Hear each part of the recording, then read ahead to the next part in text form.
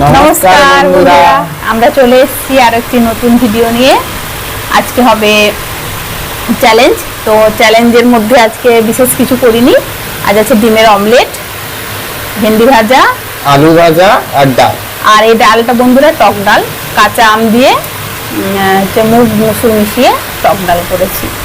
তো বন্ধুরা আজকে পানিশমেন্টে থাকছে, একটা ছেলে বলছে যে অনেক জেদ করেছে, তো একটা আমার নাকি ও রহস্য ফাঁস করবে। তো রহস্য ফাঁস নয় বন্ধুরা, তোমরা দেখো, যদি আমি হারি শেষ পর্যন্ত একটা বেশ তোমাদের একটা ভালো লাগার আবেগ ঘন একটা পানিশমেন্ট আমার জন্য আছে, তোমাদের ভালো লাগবে। আর যদি ও হারে তো ও বলেছে যে আমাকে 200 টাকা দেবে তো বিরিয়ানি খেতে। আমি তো বিরিয়ানি খুব ভালোবাসি, তো টাকাটা ওখানে এনে রেখেছি। হ্যাঁ, তো বলেছে যে আমি কষ্ট করে সব দিন বানাই, আমাদের একটা এখানে রেস্টুরেন্ট আছে, ওই দোকানের খেতে আমি খুব ভালোবাসি। তো বলেছে যে মা ওই দোকানের এনে তোমাকে খাওয়ানো হবে। আর যদি আমি হারি তাহলে তো তোমাদের দেখবে, আশা করি তোমাদের ভালো লাগবে। এটা একটা গোপন মানে জিনিস। তো ঠিক আছে, তো চলো আমরা শুরু করি। 3, 2, 1 স্টার্ট। ডালটা গরম আছে। এই যে বন্ধুরা কাঁচা আম, জলটা সরিয়ে রাখি তাহলে খেতে সুবিধা হবে।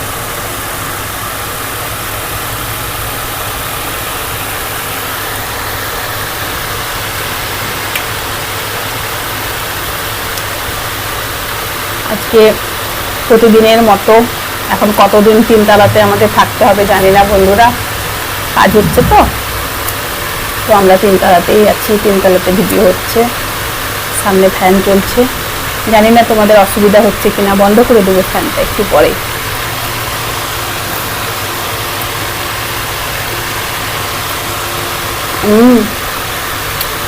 টক ডাল, আলু ভাজা, দারুণ লাগছে খেতে। আর তার সাথে ডিমের অমলেট তো আমার ফেভারিট।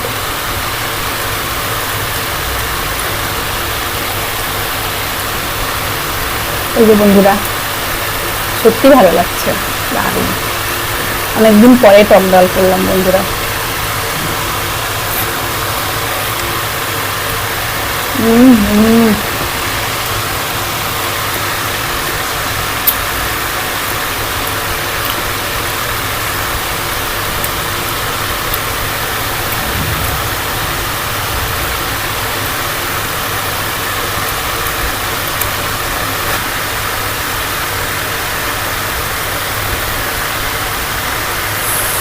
আজকে তো মনে হচ্ছে সবাই শান্তি করে খায় বন্ধুরা, সত্যি চ্যালেঞ্জ না নিলেই ভালো হতো বন্ধুরা। খুব শান্তি, খুব ভালো লাগছে খেতে।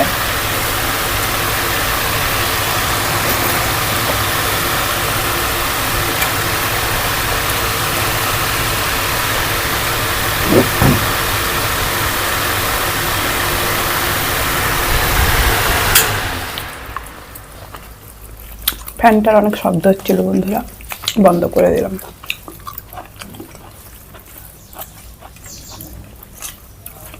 আমাদের এখানে মেঘলা মেঘলা ওয়েদার আছে আর প্রচুর ভ্যাপসা গরম বন্ধুরা,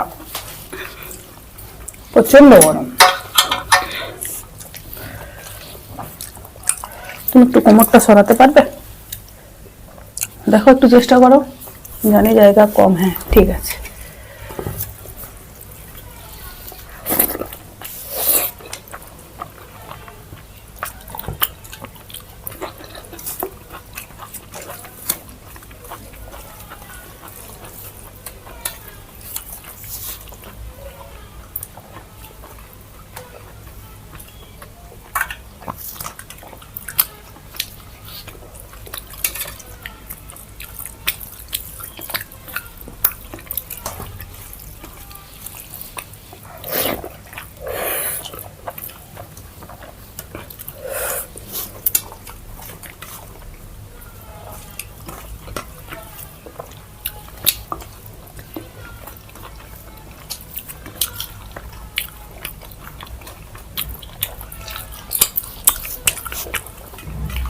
আর কি ডাল লাগবে?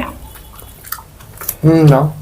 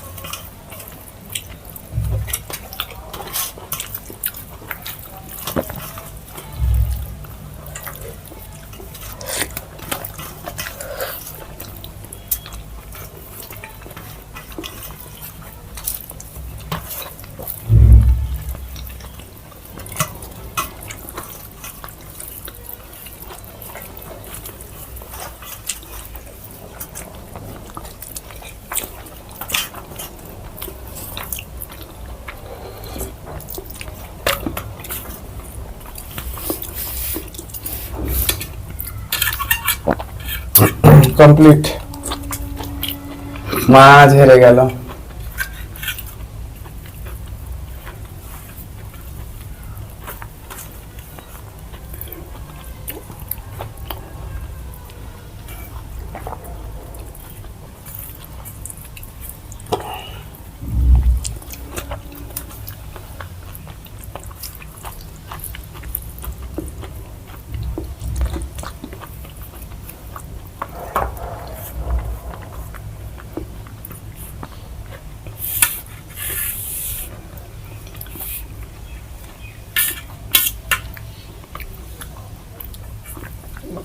সত্যি বন্ধুরা আমি হেরে গেলাম।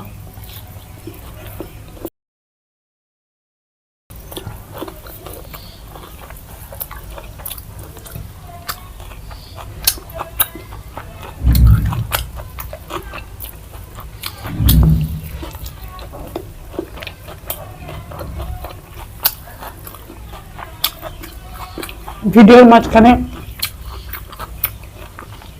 মিষ্টির রাইস ছিল বন্ধুরা, কিছু একটা জিজ্ঞেস করতে।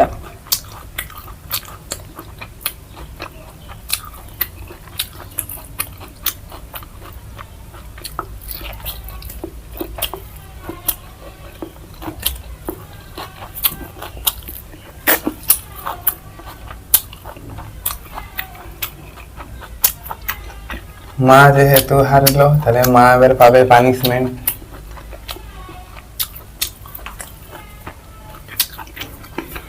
জানি না তোমাদের ভালো লাগবে কিনা, ছেলের জেদ করেছে, এটা গোপন সারপ্রাইজ। তো আসি বন্ধুরা, সেই সারপ্রাইজটা নিয়ে আসি তোমাদের জন্য, আশা করি তোমাদের ভালো লাগবে। তো আসি। তো বন্ধুরা, আমার ছেলের শর্ত অনুযায়ী এই যে আমার সেই ডায়েরি, এগুলো আমার প্রথম দিককার মানে লেখা, যখন আমি প্রথম লিখছিলাম। এখন আরেকটু লেখার ধরন অন্য হয়েছে, কিন্তু আমার প্রথমের দিকেরই একটা কবিতা আমি আপনাদের সামনে শোনাচ্ছি। আমাদের বিশ্ব রবির বরণ।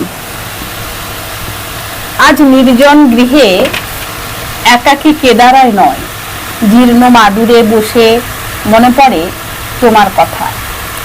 রবি কবির কিছু কবিতার লাইনগুলো আমায় দেখিয়ে কিছু কথা বলেছিলে তোমার সাথীরা ও তুমি। তার উত্তরে আজ বলবো, বলতে আমায় হবেই, না হলে আমিও শান্তি পাচ্ছি না। অন্ধভাবে শ্রদ্ধা দেখিয়ে গেলে মনে হবে আমিও মুখোশধারী, যিনি আজীবন সুখ নিদ্রায়, সুখ স্বপনে, সুখ শয়নে, সুখের ব্যথায়, সুখের জ্বালায় দিন দিন করেছেন দিন অবসান। তার সাথে এই ভিখারিনীরে এক পুরে কভু যেন করোনা কো ফের অপমান। তিনি রাজা যদি হন, আমি তবে রাজ ভিখারিনী। তিনি যদি হন স্বর্গের দেবতা একজন, আমি তবে স্বর্গ দানবের জননী। কিন্তু এখানেই শেষ নয়, ওই দেখো শুরু।